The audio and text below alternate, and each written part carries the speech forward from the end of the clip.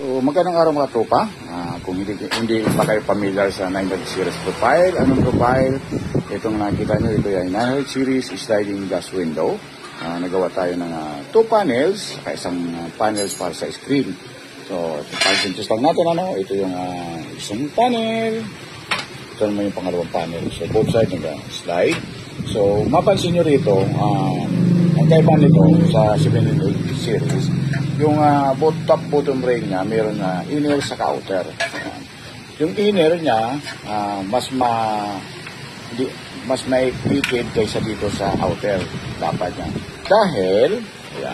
Dahil itong seal niya naka-elevate, na parang nakahagdan. So kaya nagawa sila ng outer saka inner na top bottom rail, gawa ng, mapansin mo, pag tinignan mo sa harapan, pantay pa rin to. Kaya mas malapad yung outer kaysa sa inner. Yan. So, kung tatanong naman kayo kung ano mga pinapans dito sa seal, ang pinapans natin ay yung daan na lang ng tubig. Yan. Sa jam naman, nakapans yan dyan, yung pasokan nito. So yung header kasi, wala talaga siyang pans. Pero sa top bottom rail, meron siya may mga pans siya yan.